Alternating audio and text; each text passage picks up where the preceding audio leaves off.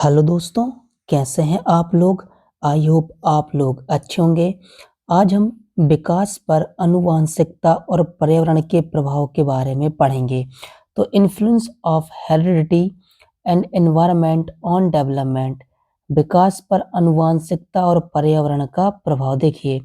शारीरिक बनावट पर आनुवांशिकी के प्रभाव का अध्ययन करने के लिए विभिन्न नस्लों के बच्चों की तुलना उनके माता-पिता से की गई, जो शारीरिक बनावट निर्धारित करते हैं। देखिए, बच्चे का जो विकास है, वह आपके डीएनए और आपकी हेरिडिटी पर निर्भर करता है, आनुवांशिकता पर निर्भर करता है। देखिए, इस पर अलग-अलग कहना चाहिए कंट्रियों पर परीक्षण किए गए, जैसे अमेरिका के बच्चों का आनुवांशिकता पर क्या प्रभाव पड़ा, भारत के बच्चों पर आनुवांशिकता का प्रभाव क्या पड़ा और यूरोप की कंट्री पर, जापान की कंट्री पर, ऑस्ट्रेलिया की कंट्री पर, सभी कंट्री के बच्चों पर क्या किया गया, अध्ययन किया गया कि उनके माता-पिता का डीएनए, उनके माता-पिता का आनुवांशिकता पर जो प्रभाव था, बच्चों में कैसा देखने को मिला। देखिए, अब हम बुद्धि पर पढ़ेंगे। देखिए, जैसे आपको पता है कि यदि आपके माता-पिता की लंबाई अच्छी है,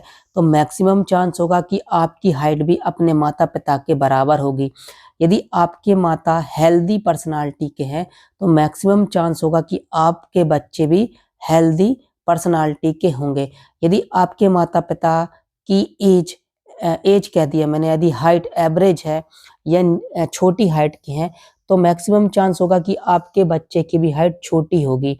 लेकिन यदि एक माता-पिता की हाइट, जैसे एक पिता की हाइट छोटी है, माता की हाइट लंबी है, तो इसमें क्या होगा, कुछ भी हो सकता है। इसमें वह जो बच्चा होगा वह पिता की हाइट पे भी जा सकता है और माता की हाइट पे भी जा सकता है। जिसका डीएनए प्रबल होगा, उसकी हाइट पे वह चला जाएगा। देखिए, अब बुद्धि पर आनुवांशिकता का क्या प्रभाव है?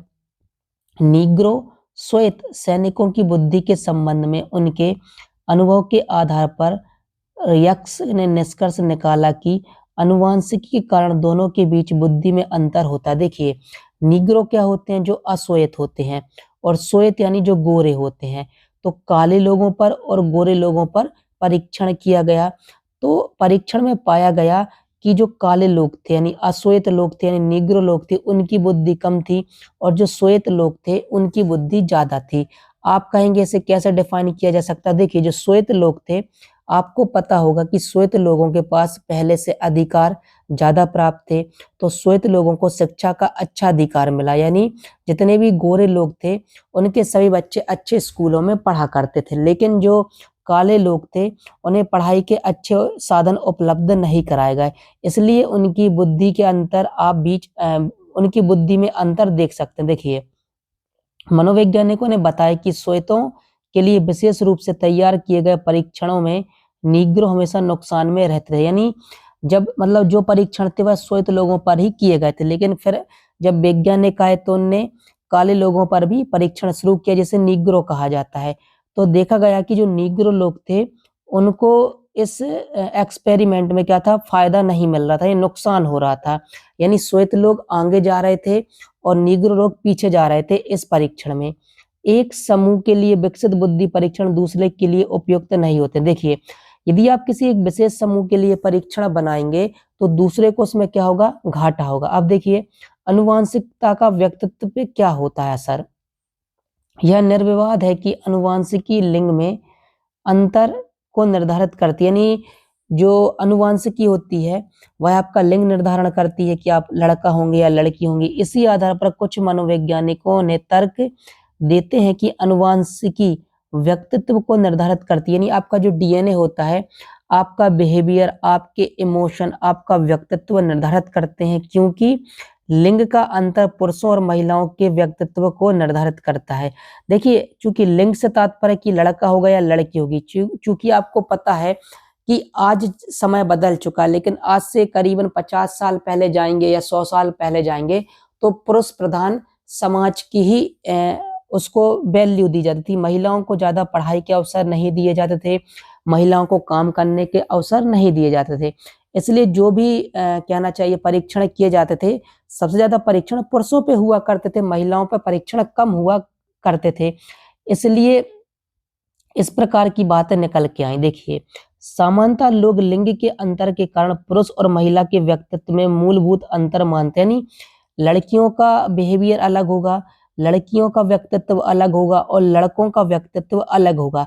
लेकिन चूंकि पुरुष प्रधान समाज पहले था, मतलब अब चूंकि अंतर आ गया, अब महिलाओं को ज्यादा चीजों की सुविधाएं दी जाती है, उनको एजुकेशन के अवसर दिए जाते हैं, उनको हाई एजुकेशन दिया जाता है। लेकिन आज से 100 साल पहले, 50 साल पहले ये सब चीजें पुरुषों को ही दिया जाता था, इसलिए इसमें आपको अंतर देखने को मिलेगा। देखिए, इस प्रकार धैर्य और भावना के गुण स्त्री में निहित होते हैं। ये बात सही है कि स्त्री जो होती है, जो महिलाएं होती हैं, उनमें धैर्य ज्यादा होता है और उनकी जो भावनाएं होती हैं वह इमोशनल ज्यादा होती हैं पुरुषों की तुलना में। उसे प्रेम और स्नेह की प्रतिमूर्ति कहा जाता है। यानी महिलाओं के अंदर प्रेम की भावना ज्यादा होती है, स्नेह की भावना ज्यादा होती है, महिलाओं में धैर्य ज्यादा होता है और महिलाओं के जो इमोशन रहते हैं वो पुरुषों की तुलना में थोड़े ज्यादा रहते हैं। अब देखिए, पर्यावरण का प्रभाव क्या है। अब देखिए, पर्यावरण का मनुष्य पर अत्यंत महत्वपूर्ण प्रभाव पड़ता है। इसका प्रभाव उसके जन्म से शुरू होकर लगभग उसकी मृत्यु तक बना रहता है। देखिए, यदि आप बच्चे को अच्छा पर्यावरण देंगे, अच्छी पढ़ाई लिखाई के अवसर देंगे, उसकी शारीरिक वृद्धि के लिए उसको अच्छा पर्यावरण देंगे, अच्छा वातावरण देंगे और उसका खाना पीने पर भी आप अच्छा जोर देंगे, तो उसका प्रभाव ज्यादा बेहतर होगा, ज्यादा पॉजिटिव होगा। और वातावरण का प्रभाव उसके जन्म से शुरू होता है और मृत्यु तक चलता है। देखिए, परिवार और समाज में बालक, युवा और वृद्ध स्थिति एक समान नहीं होती। ये बात सही है कि जो बच्चा किशोर अवस्था में होता है, जो युवा बच्चा होता है और जो वृद्ध अवस्था में युवक होता है, उनकी स्थिति एक समान नहीं रहती, क्योंकि उनके सोचने समझने की क्षमता और उनके शारीरिक क्षमता में क्या होता है, आपको अंतर देखने को मिल सकता है। मिलता नहीं, मिलता है। वृद्ध लोगों के शरीर में ज्यादा ताकत नहीं होती, जबकि जो युवा होगा उसके शरीर में ज्यादा ताकत होगी और जो वृद्ध होगा वह ज्यादा चीजों को सोच नहीं पाएगा, चीजों को भूल जाएगा। लेकिन जो युवा होगा वह ज्यादा चीजों को सोच पाएगा और लंबे समय तक ज्यादा चीजों को याद रख पाएगा। इसी भिन्नता के परिणाम स्वरूप मनुष्य का व्यक्तित्व, भूमिका, स्वभाव, सोचने का तरीका, प्रवृत्तियां, रुझान और चरित्र प्रभावित होते हैं। यानी वातावरण के कारण व्यक्ति का व्यक्तित्व निर्धारित होता है, उसकी भूमिका निर्धारित होता है कि वह क्या बनेगा, उसका स्वभाव निर्धारित होता है, उसके सोचने का तरीका निर्धारित होता है, उसकी रुचियां, उसके रुझान निर्धारित होते हैं और उसका चरित्र कैसा होगा, कि उसके अंदर नैतिक मूल्य ज्यादा होंगे, इमोशन ज्यादा होंगे, क्या वह अपराध प्रवृत्ति का बालक बनेगा। इस प्रकार की चीजें वातावरण पर निर्भर करती हैं। देखिए, और देखिए, इसी प्रकार व्यक्ति की स्थिति, जैसे उसका स्थान, जैसे विद्यालय, कार्यालय, व्यवसाय आदि, उसकी भूमिका को काफी हद तक प्रभावित करते हैं। बिल्कुल, यदि बच्चा अच्छे विद्यालय में पढ़ेगा तो उसका प्रभाव अलग होगा, यदि बच्चे अच्छे कार्यालय में काम करेंगे तो उसका प्रभाव अलग होगा और व्यवसाय को चुनने का अधिकार भी उनको जब मिलेगा तो उनका क्या होगा, चीजें विकास उनका ज्यादा बेहतर होगा। तो पर्यावरण का व्यवसाय पर भी प्रभाव पड़ता है, कार्यालय पर भी प्रभाव पड़ता है और विद्यालय पर भी प्रभाव पड़ता है। उनकी यह चीजें क्या करती हैं, भूमिका निर्धारित करती हैं। और देखिए, पर्यावरण को मोटे तौर पर दो भागों में विभाजित किया जा सकता है, नियंत्रित और अनियंत्रित। देखिए, जो वातावरण होता है कई बार नियंत्रित होता है और कई बार अनियंत्रित होता है। अब देखिए, पढ़ेंगे हम पर्यावरण और सामाजिक भौगोलिक। पर्यावरण मनुष्य के सामाजिक और भौगोलिक दोनों प्रकार के पर्यावरण का एक भाग नियंत्रित होता है। यानी बहुत हद तक आपका सामाजिक विकास, आपका भौगोलिक, आप जब मतलब जिस वातावरण में रहते हैं उसका आप क्या करते हैं, पर्यावरण को कंट्रोल कर पाते हैं, यानी नियंत्रित कर पाते हैं। आप बहुत हद तक समाज में आप अपने आप को कंट्रोल कर पाएंगे, आप जिस वातावरण में रहते हैं अपने आप को कंट्रोल कर पाएंगे। और दूसरा क्या है, इन दोनों प्रकार के सामाजिक और भौगोलिक पर्यावरण का व्यक्ति पर गहरा प्रभाव पड़ता है। नहीं, जब आप वातावरण को, पर्यावरण को नियंत्रित करते हैं और जो पर्यावरण नियंत्रित नहीं होता है उस पे आप क्या करते हैं, उसका गहरा प्रभाव आपके विकास पर पड़ता है। और देखिए, अब है सामाजिक वातावरण का प्रभाव, यानी समाज का प्रभाव आपके विकास पर क्या पड़ता है। देखिए, समाज के विभिन्न अंग जैसे परिवार, विद्यालय, व्यवसाय, सामाजिक रीति रिवाज और आदिम अवधारणाएं सभी व्यक्ति को प्रभावित करती हैं। देखिए, जब आप, आपका परिवार क्या रहेगा, डिपेंड करेगा कि आप कैसे उन्नति करते हैं, देखिए, आपका विद्यालय भी इस पर प्रभाव डालेगा आपके सामाजिक विकास पर, आपका परिवार भी आपके सामाजिक विकास पर प्रभाव डालेगा। यदि आपके माता-पिता या आपका बड़ा भाई, आपकी बड़ी बहन ज़्यादा सामाजिक हैं, तो आपका सामाजिक प्रभाव, आपका सामाजिक कहना चाहिए विकास ज़्यादा होगा। अब विद्यालय, देखिए विद्यालय में आप मित्रता करेंगे, आप विद्यालय में दोस्तों से बात करेंगे, विद्यालय में टीचर से अंतःक्रिया करेंगे, टीचर से बात करेंगे, टीचर से किसी चीज़ को समझेंगे, तो टीचर और आपके दोस्त आपका क्या करते हैं, सामाजिक विकास करते हैं। व्यवसाय, देखिए आपको पता होगा कि व्यवसाय हमेशा आपके व्यवहार पर चलता है। आप जितना व्यवहारिक होंगे, आपका व्यवसाय भी आपके सामाजिक विकास में क्या करेगा, प्रभाव डालेगा। सामाजिक रीति-रिवाज, बिल्कुल समाज के रीति-रिवाज भी आपके सामाजिक विकास पर प्रभाव डालते हैं। कैसे?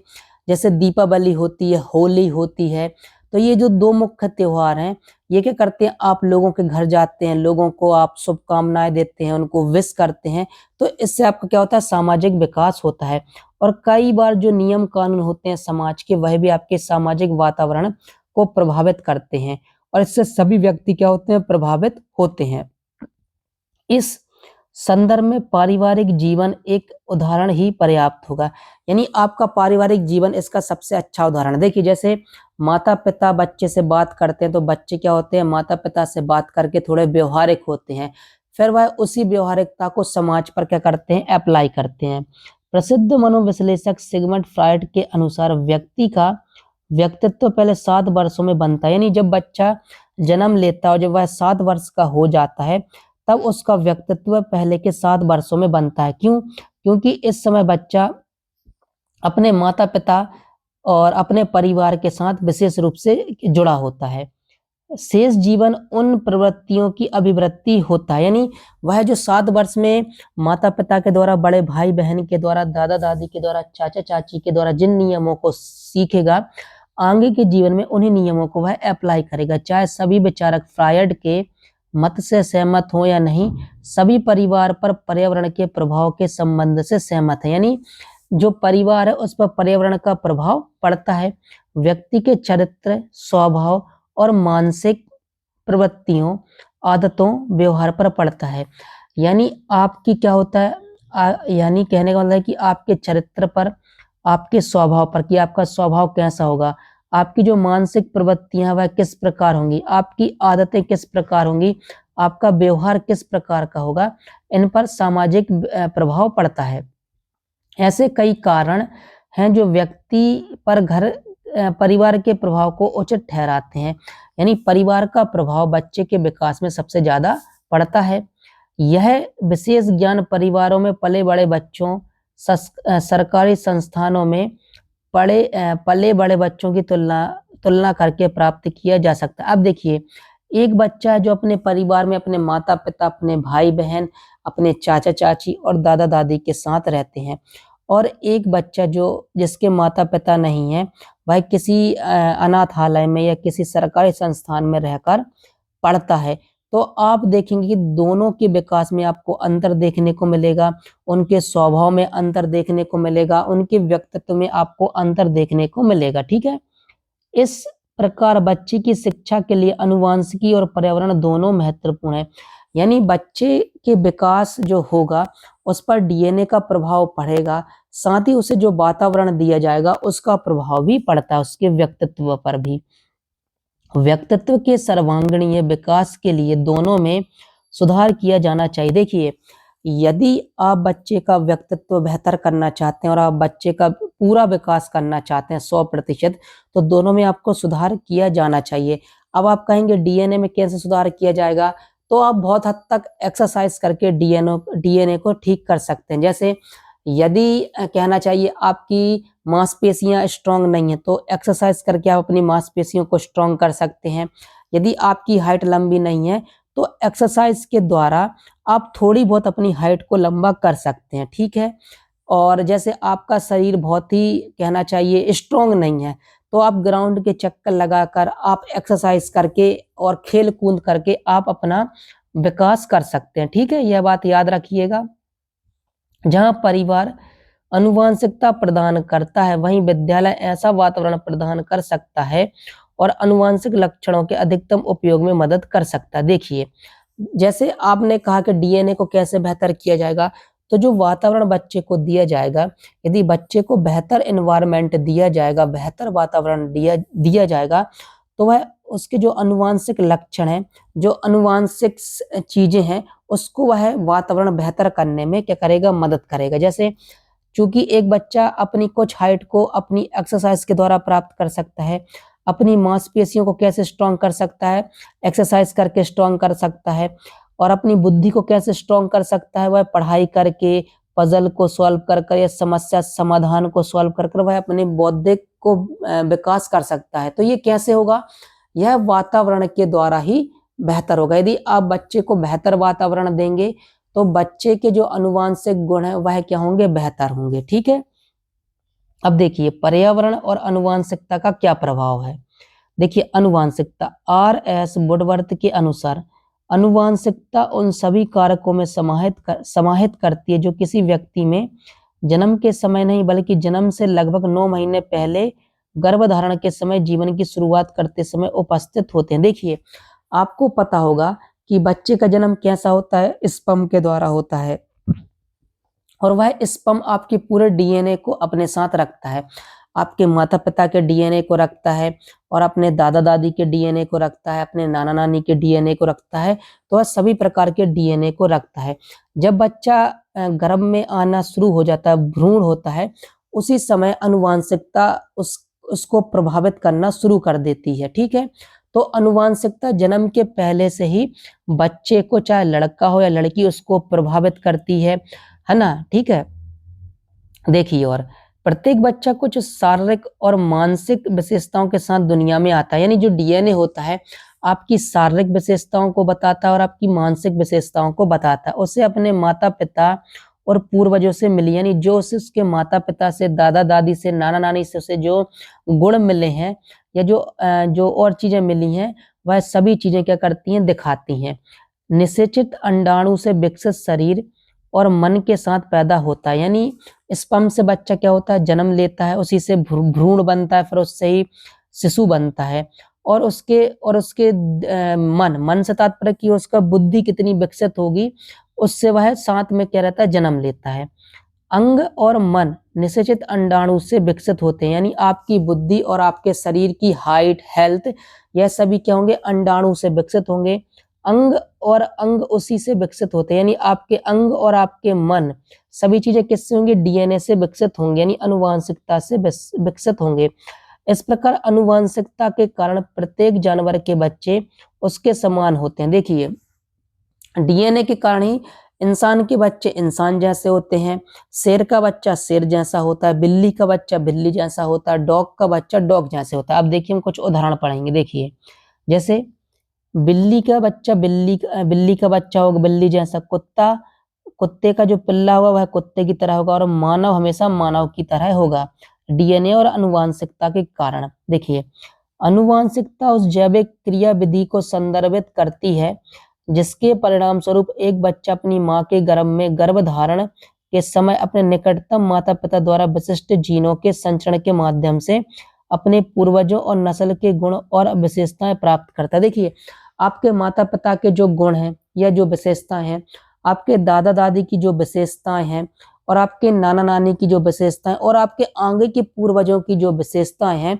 वह आपको आनुवंशिकता और डीएनए के कारण आपके बच्चे को मिलती है। चाहे वो लड़का हो चाहे वो लड़की, उसकी हाइट उसी के अनुसार रहेगी, बुद्धि भी उसी के अनुसार रहेगी, साथ ही कलर भी कुछ हद तक उसी के अनुसार रहेगा, और सोचने समझने की शक्ति भी उसी के अनुसार होगी। अब आप देखते होंगे कई बार जो माता पिता, कहना चाहिए, जो पढ़े लिखे नहीं होते, होशियार नहीं होते, उनके बच्चे क्या होते हैं, होशियार होते हैं, और जो माता पिता होशियार होते हैं उनके बच्चे ज्यादा होशियार नहीं होते। इसका कारण है आनुवंशिकता और डीएनए, क्योंकि वह किसी न किसी पूर्वज के या किसी न किसी डीएनए से क्या होते हैं, प्रभावित होते हैं। ठीक है, अब देखिए पर्यावरण का क्या योगदान है बच्चे के विकास में।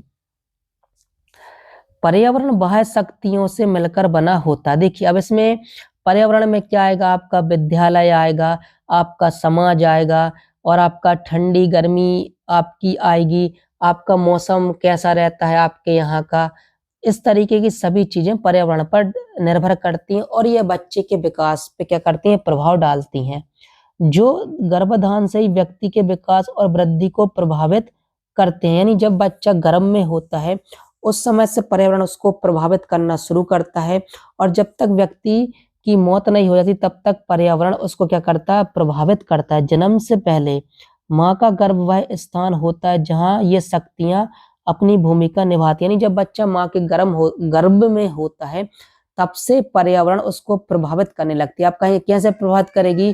क्योंकि आपकी जो माँ होगी वह माँ भी तो वातावरण से प्रभावित होगी। जब उस वातावरण का प्रभाव आपकी माँ पे पड़ेगा तो आपके माँ का प्रभाव आपके बच्चे पर पड़ेगा। जैसा आप खाएंगे बच्चा आपका वैसा ही होगा। यदि आप हेल्दी खाना खाएंगे तो आपका बच्चा हेल्दी होगा और यदि आप गलत चीजों को खाएंगे तो उसका असर आपके बच्चे को भी पड़ेगा। भ्रूण को पोषण माँ के रक्त प्रवाह के माध्यम से प्राप्त होता है। विभिन्न पर्यावरणीय शक्तियां व्यक्ति के शारीरिक, सामाजिक, भावनात्मक, बौद्धिक और नैतिक और सौंदर्यात्मक विकास पर वांछनीय प्रभाव डालती। देखिए, जो वातावरण है आपके शारीरिक विकास पर प्रभाव डालता है, आपके सामाजिक विकास पर प्रभाव डालता है, आपके इमोशन यानी भावनाओं पर प्रभाव डालता है, आपकी इंटेलिजेंट यानी बुद्धि पर प्रभाव डालता है, आपके मोरल डेवलपमेंट यानी नैतिक विकास पर प्रभाव डालता है और आपके सौंदर्य, आप सुंदर होंगे कि नहीं होंगे, आपकी पर्सनालिटी कैसे होंगी, उस पर भी प्रभाव डालता है। यानी जो वातावरण होता है वह आपकी डीएनए को बेहतर करता है। ठीक है, अब देखिए वातावरण का क्या प्रभाव है। वातावरण का मनुष्य पर बहुत महत्वपूर्ण प्रभाव पड़ता है। इसका प्रभाव उसके जन्म से शुरू होकर लगभग उसकी मृत्यु तक बना रहता है। जैसे विकास जन्म से मृत्यु तक चलता है, उसी प्रकार पर्यावरण आपको जन्म से प्रभावित करेगा। जब तक आपकी मृत्यु नहीं हो जाती तब तक पर्यावरण आपको प्रभावित करेगा। परिवार और समाज में बालक, युवा और वृद्ध की स्थिति एक समान नहीं होती। जैसे हम बता चुके हैं कि आप परिवार में रहें या समाज में रहें, यहाँ युवा की स्थिति अलग होगी और वृद्ध की स्थिति अलग होगी, क्योंकि दोनों की स्थिति एक समान नहीं होती है। इस अंतर के परिणाम स्वरूप व्यक्ति का व्यक्तित्व, भूमिका, स्वभाव, सोचने का तरीका, प्रवृत्तियां, संकेत और चरित्र प्रभावित होते हैं। इस प्रकार स्कूल, कार्यालय, व्यवसाय आदि जैसे स्थानों में व्यक्ति की स्थिति और उनकी भूमिका काफी हद तक प्रभावित होती है। यानी ये सभी चीजें बच्चे को या व्यक्ति को क्या करती हैं, प्रभावित करती हैं। अब देखिए आनुवांशिकी और पर्यावरण के बीच क्या संबंध है। वास्तव में आनुवांशिकी और पर्यावरण दोनों ही महत्वपूर्ण है। मैक आइवर और पेज ने बिल्कुल सही कहा है। जीवन की प्रत्येक घटना दोनों की उपज, यानी आपके जीवन में जो भी डेवलपमेंट होते हैं वह आपके आनुवांशिकता और पर्यावरण के कारण ही उत्पन्न होते हैं। प्रत्येक जीवन के चरित्र को निर्धारित करता है, यानी पर्यावरण और डीएनए आपके जीवन को प्रभावित करता है, आपके जीवन के सोचने समझने के तरीके को प्रभावित करता है। दोनों ही व्यक्ति के चरित्र को निर्धारित करते हैं, यानी आपका व्यक्तित्व कैसा होगा, आपका विकास कैसा होगा, यह दोनों चीजें आनुवांशिकता और पर्यावरण या वातावरण क्या करते हैं, प्रभावित करते हैं। ना तो यह कभी समाप्त किया जा सकता और ना ही कभी अलग किया जा सकता। यानी आनुवांशिकता और पर्यावरण ना ही कभी समाप्त होंगे, ना ही इन्हें कभी आप अलग कर सकते हैं। मनुष्य जब भी जन्म लेगा इन दोनों से क्या होगा, प्रभावित होके ही रहेगा। अब देखिए आनुवांशिकता से संबंधित प्रयोग ने सिद्ध किया है कि मानव व्यक्तित्व के विकास को निर्धारित करने वाला एकमात्र कारक आनुवांशिकी नहीं है। यानी व्यक्ति का विकास जो होता है या व्यक्ति का जो व्यक्तित्व होता है उसको निर्धारित करने का कोई एकमात्र चीज क्या नहीं है, आनुवांशिकी नहीं है। यानी पर्यावरण और आनुवांशिकता दोनों ही व्यक्ति के विकास को, उसके व्यक्तित्व को क्या करते हैं, प्रभावित करते हैं। इसी प्रकार पर्यावरण के क्षेत्र में किए गए प्रयोग भी इस बात की ओर संकेत करते हैं कि व्यक्तित्व को प्रभावित करने वाला एकमात्र कारक आनुवांशिकी नहीं है। यानी आपका डीएनए केवल आपको प्रभावित नहीं करता, अब वातावरण भी आपको प्रभावित करता है। दोनों 50-50% आपको प्रभावित करते हैं। एल्टन वर्ग के शब्दों में प्रत्येक लक्षण अपने विकास के लिए आनुवांशिकता और पर्यावरण दोनों की आवश्यकता रखता है। यानी बच्चे का जो विकास होगा बच्चे का जो व्यक्तित्व का विकास होगा वह पर्यावरण और आनुवांशिकता हेरिडिटी दोनों की अंतःक्रिया के कारण या गुणनफल के कारण ही होगा। अब देखिए शारीरिक वृद्धि और विकास, ऊंचाई, शारीरिक ढांचा और शारीरिक अंगों की संरचना जीन में वृद्धि क्षमता द्वारा निर्धारित होती है। यानी आपका डीएनए ही आपके शारीरिक अंगों की संरचना निर्भर करेगा, आपके शारीरिक ढांचा को बताएगा और आपकी ऊंचाई को भी बताएगा। तंत्रिका तंत्र की संरचना भी संभवतः आनुवांशिकी के रूप से निर्धारित होती है। यानी आपका डीएनए ही आपकी तंत्रिका तंत्र को क्या करेगा, बनाएगा, उसमें वृद्धि करेगा या उसमें कमी करेगा या उसको बनाएगा। संवेदी गतिशील विकास की सीमाएं आनुवांशिक रूप से निर्धारित होती हैं। यानी आपके शरीर की क्या सीमाएं होंगी और आपके शरीर की क्या लिमिट होगी वह भी आनुवांशिकता यानी हेरिडिटी डीएनए निर्धारित करता है। यह सीमाएं व्यापक रूप से भिन्न होती हैं, यानी इनकी सीमाएं छोटी ही नहीं होती हैं, इनकी सीमा इनका क्षेत्र बहुत ही बड़ा होता है। और देखिए इस प्रकार बच्चों, युवाओं और वयस्कों के गतिक कौशल और एथलेटिक क्षमताओं में बड़े अंतर मुख्यतः आनुवांशिकता के कारण होते हैं।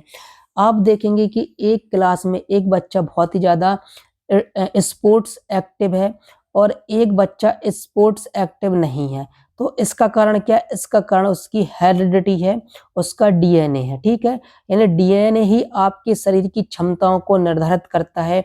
बच्चे की क्षमता, युवा की क्षमता और युवक की वयस्क की क्षमता कौन करता है? गतिक कौशल क्या होंगे, यानी आप कितनी तेजी से चल पाएंगे, आप कितनी अच्छी गेंद फेंक पाएंगे, यह सभी क्षमताएं कैसे आएंगी? आपको अपने डीएनए से आएगी। नो डाउट कि वातावरण उस चीज को बढ़ाएगा, लेकिन ये सभी क्षमताएं भी निर्धारित करेगा आपका डीएनए। सभी आनुवांशिक प्रभाव असामान्य पोषण द्वारा विकृत हो सकते हैं, लेकिन अच्छा पोषण आवश्यक है। देखिए यदि आप बच्चे को अच्छा पोषण नहीं देंगे तो ये चीजें प्रभावित भी होंगी। जैसे मैंने कहा कि माँ के गर्भ में वातावरण प्रभावित करता है। यदि आप बच्चे को अच्छा खाना पीना नहीं देंगे तो बच्चा कमजोर पैदा होगा, जिससे उसकी समस्याएं और बढ़ेंगी। लेकिन यदि आपका डीएनए तो आपके बच्चे को प्रभावित करेगा, लेकिन आप उसको अच्छा खाना पीना देते हैं, आप उसे अच्छे इंजेक्शन लगवाते हैं जो बच्चों को लगते हैं कि उनको कोई बीमारी ना हो, तो ये सभी चीजें क्या करते हैं? आपके बच्चे के विकास को प्रभावित करते हैं। कमियां और अभाव मानव शरीर पर भारी प्रभाव डालते हैं। बिल्कुल सही।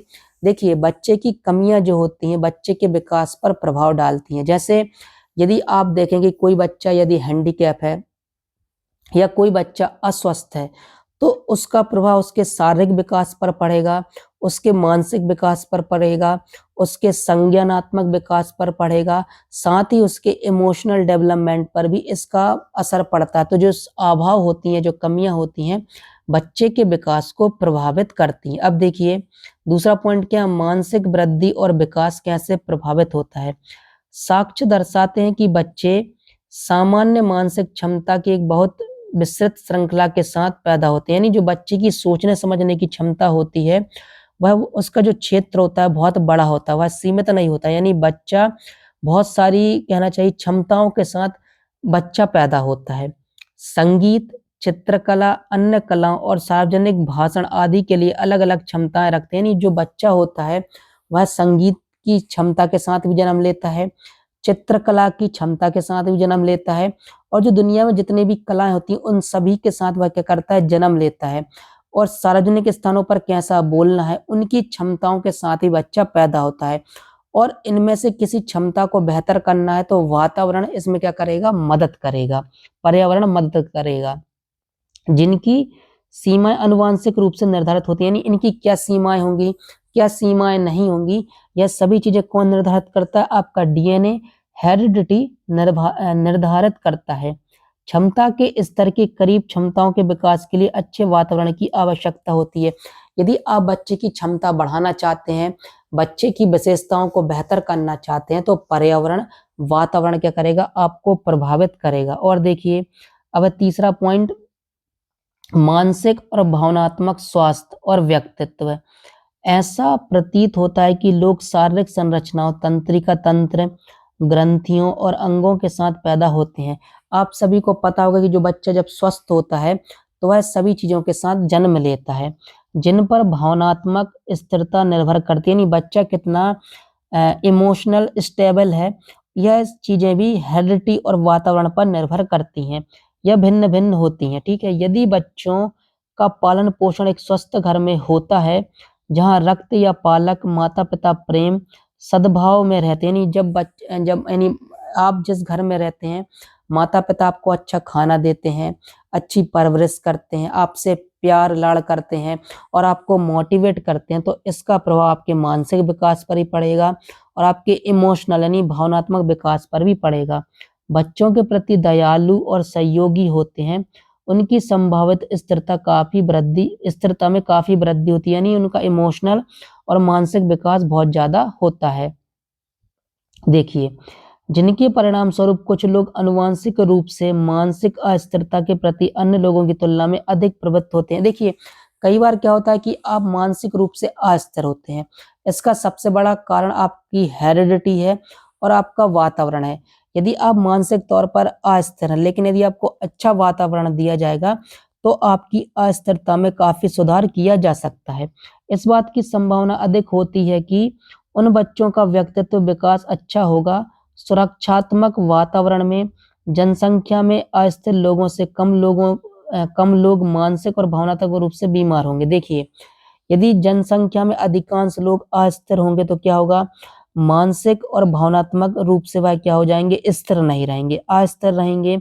और यदि कोई व्यक्ति मानसिक रूप से और भावनात्मक रूप से जनसंख्या का बहुत बड़ा भाग अस्थिर होगा, तो इससे समाज में अराजकता आ जाएगी और कुछ लोग अपमानजनक वातावरण में नहीं होंगे और कुछ लोग क्या होंगे, अपमानजनक वातावरण में नहीं होंगे। अपमानजनक वातावरण क्या पैदा करता है, आपके अंदर कुछ समस्याएं पैदा करता है, जैसे अपराध प्रवृत्ति को बढ़ावा देना। ये कैसा होता है, अपमानजनक वातावरण में रहने के कारण ही तो होता है। यदि आप बच्चे को अच्छे वातावरण में रखेंगे तो बच्चे का अच्छा विकास होगा, ठीक है। और देखिए, चौथा पॉइंट क्या है, दृष्टिकोण, विश्वास और मूल्यों में क्या परिवर्तन होगा। जीवन में स्थिति काफी हद तक क्षमताओं पर निर्भर करती है, यानी आपके अंदर जो क्षमता है, आपका जीवन उसी पर निर्भर करता है, जो काफी हद तक विरासत से निर्धारित होती है। यानी आपके आपके माता पिता कैसे होंगे, उनके दादा दादी कैसे होंगे, तो विरासत में जो चीजें मिल रही हैं, आपका डीएनए कैसा है, उसमें भी उस पर भी यह निर्भर करता है।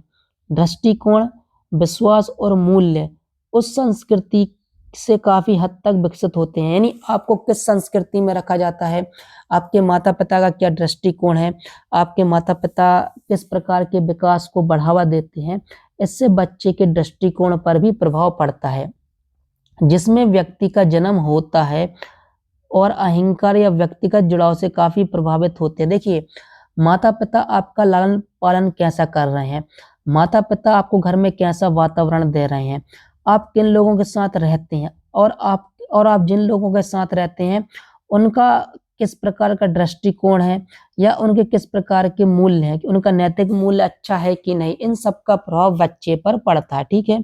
देखिए, ये सभी वृद्धि और विकास में आनुवंशिकता और पर्यावरण का योगदान, यानी ये जो चीजें आपने पढ़ी हैं, इनमें आपका डीएनए तो प्रभावित करता है, साथ ही आपको किस वातावरण में रखा जा रहा है वह भी प्रभावित करता है। अब देखिए, आनुवंशिकता और पर्यावरण के सापेक्षिक महत्व के संबंध में निष्कर्ष क्या है। निष्कर्ष देखिए, यह धारणा है कि किसी व्यक्ति का कोई विशिष्ट गुण उसकी आनुवंशिकता या पर्यावरण का अनन्य उत्पाद है, यानी बच्चे के अंदर जो गुण पैदा होंगे वह आनुवंशिकता के कारण भी होंगे और वातावरण के कारण भी होंगे और उसमें वृद्धि करेंगे। व्यक्ति का व्यक्तित्व आनुवंशिकता और पर्यावरणीय कारकों दोनों का उत्पाद है। इस संबंध में मैक, आइबर और पेज ने बिल्कुल सही कहा है कि जीवन की प्रत्येक घटना दोनों का उत्पाद है, यानी जो आपका डेवलपमेंट होगा वह हेरिडिटी गुणित आपके वातावरण की क्रिया के परिणाम स्वरूप होता है। परिणाम स्वरूप प्रत्येक उतना ही आवश्यक है जितना कि दूसरा, यानी हेरिडिटी जितनी आवश्यक है उतनी ही आवश्यक पर्यावरण है, जितना आवश्यक पर्यावरण है उतना ही आवश्यक हेरिडिटी है। और देखिए, ना तो किसी को कभी समाप्त किया जा सकता है और ना ही किसी को कभी अलग किया जा सकता है, यानी दोनों जरूर है, दोनों जरूरी हैं, किसी एक के बिना दूसरे का अस्तित्व नहीं है, ठीक है। और देखिए, हम जिस भी चरित्र या विशेषता पर विचार करें, उसके विकास के लिए आनुवंशिकता और पर्यावरण दोनों की आवश्यकता होती है। यहाँ पर विकास लिख दी, यहाँ पर क्या होगा, वातावरण होगा या पर्यावरण होगा, दोनों की आवश्यकता होती है।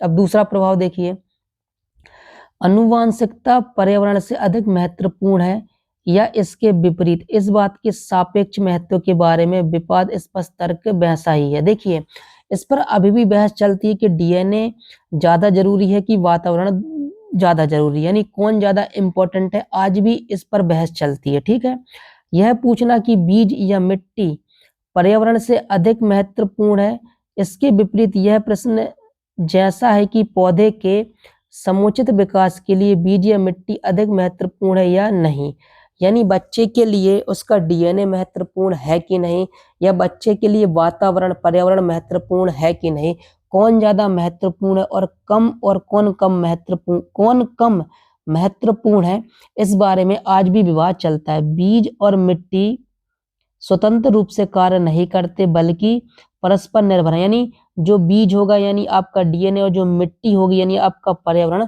दोनों क्या करते हैं, एक साथ काम करते हैं और दोनों एक दूसरे को क्या करते हैं, प्रभावित करते हैं। और देखिए, बीज में एक निश्चित प्रकार के पौधे के रूप में विकसित होने की शक्ति होती है, यानी आपका डीएनए डिसाइड करेगा कि आपके बच्चे के अंदर क्या काबिलियत होंगी, क्या विशेषताएं होंगी, लेकिन यह कितनी अच्छी तरह विकसित होता है यह इस बात पर निर्भर करता है कि उसे कैसी मिट्टी मिलती है। यानी यदि आपके बच्चे को अच्छा वातावरण अच्छा पर्यावरण मिलेगा तो उसके अंदर जो विशेषताएं डीएनए से मिली हैं उन विशेषताओं को क्या मिलेगा, फोर्स मिलेगा, गति मिलेगी, और बच्चा बहुत अच्छे तरीके से शारीरिक विकास, मानसिक विकास, इमोशनल विकास, सामाजिक विकास, नैतिक विकास, सभी प्रकार के विकास को अच्छे तरीके से कर पाएगा।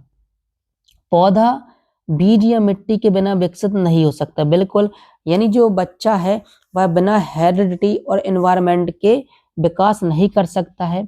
इन दोनों की आवश्यकता होती है, यानी हेरिडिटी और एनवायरनमेंट यानी पर्यावरण दोनों की आवश्यकता जरूरी है।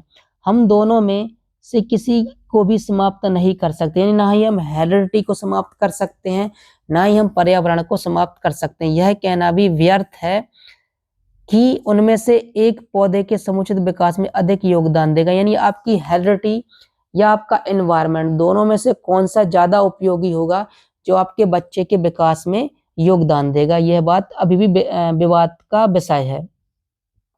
इस प्रकार किसी जीव के विकास की प्रक्रिया में आनुवंशिकता और पर्यावरण के पक्ष में कोई कथन देना कठिन है, यानी आप यह नहीं बता सकते कि दोनों में से कौन ज्यादा उपयोगी है। दोनों समान रूप से महत्वपूर्ण और अपरिहार्य, यानी दोनों बहुत ही ज्यादा इंपॉर्टेंट हैं और दोनों के फलस्वरूप ही बच्चे का क्या होता है, विकास होता है। साथ ही यह मान लेना गलत है कि एक दूसरे के विरोधी, और यह भी मान लेना कि एक के कि दोनों एक दूसरे के विरोधी हैं, विरोधी तात्पर्य है कि ये एक दूसरे क्या करते हैं, विकास नहीं करते हैं, तो ये बात भी गलत है, नहीं, दोनों ही क्या करते हैं, बच्चे का विकास करते हैं। ठीक है, वे पूरक हैं और एक दूसरे का समर्थन करते हैं, यानी एक दूसरे से क्या करते हैं, क्रिया करते हैं और एक दूसरे पर निर्भर रहते हैं और एक दूसरे की क्रिया को प्रभावित करते हैं। तीसरा कारक क्या है, आनुवंशिकता और पर्यावरण के बीच संबंध का आकलन करते हुए अब यह कहा जा सकता है कि आनुवंशिकता या पर्यावरण जैसे कथन बेतुके हैं। इन दोनों शब्दों के बीच या तो या या तो या का संबंध मौजूद नहीं है, यानी दोनों में से क्या जरूरी है, या तो आनुवंशिकता जरूरी है या तो पर्यावरण जरूरी है। दोनों में से कौन ज्यादा जरूरी है, तो दोनों बहुत जरूरी हैं। यह हमेशा आनुवंशिकता और पर्यावरण ही होता है। किसी व्यक्ति का व्यक्तित्व केवल उसकी आनुवंशिकता और पर्यावरण का योग नहीं होता, यानी बच्चे के विकास में क्या होता है, दोनों का योगदान होता है। वे आगे घोषणा करते हैं कि एक व्यक्ति अपनी आनुवंशिकता और पर्यावरण का संयुक्त उत्पाद, यानी दोनों की क्रिया के द्वारा ही बच्चे का क्या होता है, विकास होता है। ठीक उसी तरह से जैसे एक आयत का क्षेत्रफल उसकी लंबाई और चौड़ाई का संयुक्त उत्पाद होता है। देखिए, यदि हम पूछें कि आयत में लंबाई जरूरी है कि चौड़ाई जरूरी है, तो आप कहेंगे कि आयत में लंबाई और चौड़ाई दोनों जरूरी है। इसी प्रकार आपसे पूछा जाए कि बच्चे के विकास के लिए हेरिडिटी जरूरी है या वातावरण जरूरी है? तो दोनों ही जरूरी हैं। इस प्रकार एक आयत के आधारों की तरह आनुवंशिकता हमें वह संरचना प्रदान करती है जिस पर अनुकूल वातावरण की सहायता से वांछित निर्माण किया जा सकता है। यानी हेरिडिटी आपका निर्माण करेगी कि आप किस प्रकार के होंगे, और आपको और बेहतर आपके गुणों को और निखारने के लिए एनवायरनमेंट वातावरण क्या करेगा, आपकी मदद करेगा। किसी व्यक्ति की मूल शक्ति और ऊर्जाएं बीज की तरह आनुवंशिकता में निहित होती हैं, लेकिन इन ऊर्जा को निचोड़ना और उन्हें अधिकतम सीमा तक पहुंचाने में सक्षम बनाना पर्यावरण पर निर्भर है। यानी जो आपकी हेरिडिटी है वह आपको शक्ति देगी कि आपके अंदर कौन सी शक्ति होगी। आपके अंदर स्पोर्ट्स की शक्ति होगी, कला की शक्ति होगी, पढ़ाई की शक्ति होगी, और पर्यावरण उन शक्तियों को क्या करेगी, बेहतर कराएगी, उनमें वृद्धि करेगी। और देखिए चौथा पॉइंट क्या है, आनुवंशिकता के उपहार के रूप में हम कार्यशील पूंजी प्राप्त होती है, लेकिन यह पर्यावरण ही है जो हमें जो इसे निवेश करने का अवसर प्रदान करती है। यानी आनुवंशिकता आपको पैसे देती है, और आप उस पैसे का उपयोग कैसा करेंगे, उस पैसे को आप कैसे बढ़ाएंगे, यानी आप अपनी काबिलियत को कैसे बढ़ाएंगे, आप अपनी विशेषताओं को कैसे निखारेंगे, यह वातावरण निर्भर निर्भर करता है। पूंजी के साथ साथ उसके समुचित विकास के अवसर भी व्यवसाय में उचित सफलता के लिए आवश्यक है। यानी आपका वातावरण आपकी शक्तियों को बढ़ाएगा, आपकी विशेषताओं को बढ़ाएगा, आपके अंदर क्या गुण है उनको बेहतर करेगा। ऐसे उदाहरण हैं जहां बहुत कम राशि से शुरुआत करने वाले व्यक्ति लाखों कमाने में सक्षम रहे। यानी जिनके अंदर ज्यादा काबिलियत नहीं थी, लेकिन जब उनको अच्छा वातावरण मिला तो उनकी काबिलियत में निखार आया और उन्होंने बहुत बड़ी बड़ी चीजों को इन्वेंट किया। ठीक है, देखिए इसलिए गैल्टन जैसे अनुवांशिकीविद का यह अतिवादी दृष्टिकोण है कि अब तक तुम और आगे नहीं जा पाओगे, सही है या नहीं। यानी तुम आगे जा पाओगे कि नहीं जा पाओगे, यह पर्यावरण और अनुवांशिकता दोनों पर निर्भर करता है। और देखिए, हालांकि अगर हमें निश्चित मान लें कि पर्यावरण के सहयोग के बिना हम अब तक भी नहीं जा सकते, यानी बिना पर्यावरण के आप अपनी स्किल्स को बेहतर नहीं कर सकते, और हेरिडिटी आपको वह स्किल्स देगी। ठीक है, तो दोनों के बिना आपका विकास संभव नहीं है। यदि अनुवांशिकता द्वारा निर्धारित सीमाओं से आगे बढ़ने में मदद नहीं कर सकता, तो कम से कम उन सीमाओं के भीतर हमें भरपूर सहायता प्रदान करे। ठीक है, एक रबड़ बैंड को कितनी दूर खींचा जा सकता है, यह उसमें प्रयुक्त कच्चे माल की प्रकृति पर निर्भर करता है। इसे अधिकतम सीमा तक खींचा जा सकता है, लेकिन इस सीमा तक भी खींचना उसे खींचने वाले व्यक्ति की शक्ति और खींचते समय अनुकूलन या प्रतिकूलन परिस्थितियों पर निर्भर करेगा। यानी आपको जो इन्वायरमेंट मिलेगा, वातावरण मिलेगा, वह आपकी शक्ति को निखारने में मदद करेगा, और आप उस शक्ति का अधिकतम कितना प्रयोग कर सकेंगे यह वातावरण पर निर्भर करेगा। और ये शक्ति आपको कहाँ से मिलेगी, यह शक्ति आपको अपने डीएनए से, हेरिडिटी से मिलेगी, और उस शक्ति का अधिकतम प्रयोग आप किसके द्वारा कर पाएंगे, वातावरण के द्वारा कर पाएंगे। यदि आपको अच्छा वातावरण मिलेगा तो आप इस क्षमता को और बेहतर कर पाएंगे। इसलिए यह शिक्षक और वर्तमान का कर्तव्य है कि वे देखें कि प्रत्येक बच्चे को उसके विकास के लिए अधिकतम अवसर मिले। यानी स्कूल हो, चाहे कॉलेज हो, चाहे समाज हो, वहां पर बच्चे को अधिकतम विकास करने के लिए अच्छा वातावरण उपलब्ध कराना चाहिए। यह सच है कि किसी के स्वभाव के लिए पूरी तरह से विदेशी कुछ भी हासिल नहीं किया जा सकता। कैक्टस के पेड़ से आम नहीं उगाए जा सकते, लेकिन बीज से अच्छे आम प्राप्त करने के लिए जो आनुवंशिकता ने प्रदान किया है, हमें एक बुद्धिमान माली की तरह सावधान रहना चाहिए। देखिए, जैसे बच्चे को कुछ काबिलियत मिली है डीएनए से, उस काबिलियत का विकास करने के लिए टीचर मदद करेगा, माता पिता मदद करेंगे, समाज मदद करेगा, और स्कूल और कॉलेज मदद करेंगे, जिससे आपका बच्चा बेहतर से बेहतर विकास कर सके, और बेहतर से बेहतर उसके अंदर जो विशेषताएं हैं, जो स्किल्स है, उसको क्या कर सके, बेहतर कर सके, उनको और बेहतर और अच्छा बना सके। जो उचित खाद प्रदान करता है, एक बुद्धिमान माली की तरह सावधान रहना चाहिए जो अपने पौधों को उचित खाद और पानी प्रदान करता है। यानी आपको अपने बच्चे को अच्छे से अच्छा वातावरण उपलब्ध कराना चाहिए। यदि वह खराब वातावरण में जा रहे हैं तो नज़र रखनी चाहिए और उस खराब वातावरण को दूर करना चाहिए बच्चे के विकास के लिए और उनकी भलाई और सुरक्षा की देखभाल करता है, क्योंकि वह कर सकता है। हम शिक्षक चयनित बीज और रोपण की व्यवस्था नहीं कर सकते। आनुवंशिकता का कारक हमारे नियंत्रण से बाहर है, लेकिन पर्यावरणीय प्रभावों को उचित वातावरण के साथ काफ़ी हद तक नियंत्रित किया जा सकता है। यदि आप देखिए, आप बच्चे को जो स्किल्स प्राप्त होंगी, वह उसकी हेरिडिटी से प्राप्त होंगी, लेकिन उस स्किल्स को पहचानना, उस स्किल्स को बेहतर करना, यह उसको दिए गए पर्यावरण और दिए गए वातावरण पर निर्भर करता है। यदि आप अच्छे टीचर हैं, तो बच्चे को अच्छा वातावरण स्कूल में उपलब्ध कराएँगे, समाज में उपलब्ध कराएँगे, समाज के लोग उपलब्ध कराएँगे, माता-पिता उपलब्ध कराएँगे, जिससे बच्चा बेहतर से बेहतर प्रदर्शन कर सके। जो मूल शक्तियाँ निष्क्रिय हो सकती हैं, उन्हें जागृत किया जा सकता है। यदि बच्चे को आपको लगता है कि इसके अंदर यह स्किल्स है, लेकिन बच्चा वह नहीं समझ पा रहा है कि उसके अंदर यह स्किल्स बहुत बड़े पैमाने पर है, तो टीचर के तौर पर, माता-पिता के तौर पर और समाज के तौर पर आपको वह स्किल्स उनके अंदर और बेहतर निखारनी चाहिए और गतिविधि के लिए प्रेरित किया जा सकता है। प्रत्येक बच्चा अपनी अधिकतम क्षमताओं का पता लगाने में सक्षम होता है। देखिए, बच्चे के अंदर क्या स्किल्स है, वो कितना अच्छा पढ़ाई में है, कितना अच्छा खेल में है या कितना अच्छा शतरंज में है या कितना अच्छा क्रिकेट में, फुटबॉल में, वॉलीबॉल में है, बैडमिंटन में, ये बच्चे को धीरे-धीरे क्या रहता है, पता चलने लगता है। तो दोस्तों, आपका यह पार्ट खत्म हो चुका है। पर्यावरण और आनुवंशिकता दोनों का बच्चे के विकास पर क्या प्रभाव पड़ता है। यह इसका पहला वीडियो है जो कि खत्म हो चुका है। यदि मैं और नोट्स बनाता हूँ इसके बारे में, तो बहुत जल्द आपको और इसके बारे में वीडियो देखने को मिलेंगे। तो मैंने कैसा पढ़ाया कमेंट बॉक्स में ज़रूर बताएँ और चूँकि पीडीएफ में कुछ गलतियाँ हैं, तो मैं उनको सुधार दूँगा। तो यदि मैंने अच्छा पढ़ाया तो कमेंट बॉक्स में ज़रूर बताएँ और मैंने खराब पढ़ाया तो कमेंट बॉक्स में ज़रूर बताएँ। नमस्ते दोस्तों।